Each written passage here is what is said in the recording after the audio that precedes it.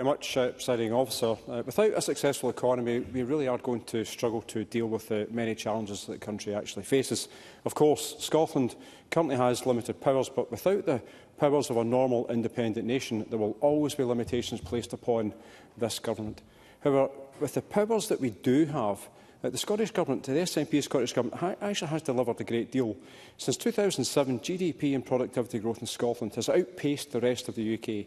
Scotland is the top destination in the UK for foreign direct investment outside of London for the 10th year running, according to EY's latest attractiveness study.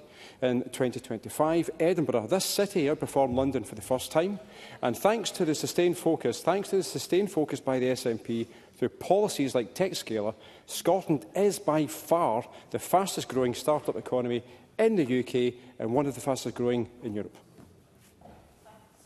Rachel Hamilton.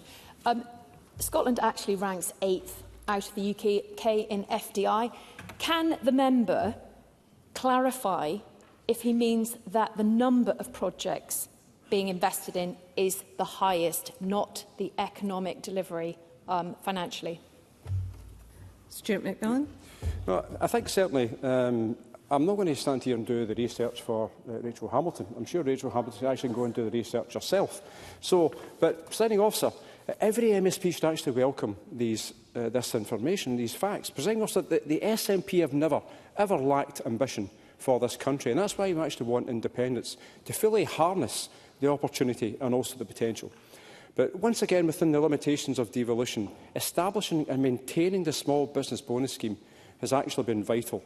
The FSB Scotland supports it, and 98% of private sector businesses in Scotland benefit from it. But I absolutely welcome the commitment that non-domestic rates, that system will be realigned with businesses like Amazon actually paying their fair share and contributing to communities. It's a point that Daniel Johnson touched upon earlier regarding businesses and profits, and I agree with him on that particular point. Now, given Amazon used to operate in my constituency, I know how important the jobs actually were for my constituents, but also know how the community was so badly let down by them when they left. The same can be said for EE when they left Greenock in recent years, and also profitable Cigna Healthcare. They've recently announced some job losses in Greenock and also Glasgow. The galling thing about this in particular is the fact that some of these jobs are already being advertised in other countries. But despite these two companies leaving and also the Cigna Healthcare information, the Scottish Government actually has helped safeguard and create jobs in Inverclyde. This kind of touches upon the Green Amendment that Patrick Harvey spoke about regarding the government action. When Texas Instruments announced their intention to leave the profitable Greenock site, the Scottish Government worked with its agencies and also Inverclyde Council to find a buyer. They put together a £40 million package to help safeguard highly skilled jobs and also brought diodes to the table, who also invested significantly. These jobs remain locally. The Scottish Government has also helped Ferguson Marine, and notwithstanding some of the utter nonsense spoken and written about the yard, the undeniable fact is the yard remains open, the jobs are saved, more apprenticeships have been created, and the yard has a future. These two investments alone have actually helped my local community and economy. But investing in our homegrown businesses is absolutely crucial, as is inward investment. And this is yet another reason why that the Scottish Government having offices in other nations is so important.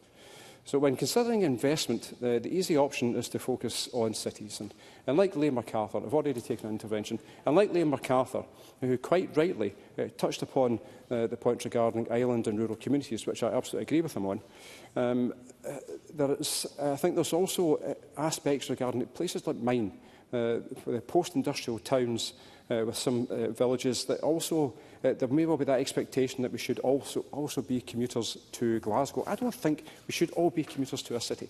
There's an economic opportunity with the West College Scotland Greenock campus being at the centre of that. Now, Karen Adam touched upon this in her comments. Now, we've got a college building that's long past its sell-by date. However, there is a cross-party willingness and consensus locally to work together to find a solution to deliver a college infrastructure to drive the economic change. So this is about assisting, not about the government stepping in. This will ensure Inverclyde is sustainable, assisting more people into employment and upskilling more of my constituents.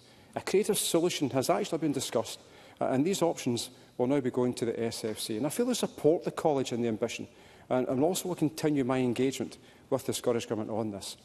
Successful local economies do come in many guises, and the creative regeneration in my constituency are also an example of a scale who are using the arts, culture, heritage and science to both engage and educate, in addition to improving economic opportunities.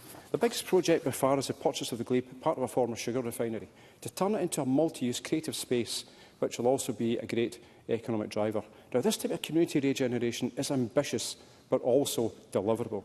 There's much more I can say about Inverclyde's economic challenges and also opportunities, but I know that we generally are at a turning point.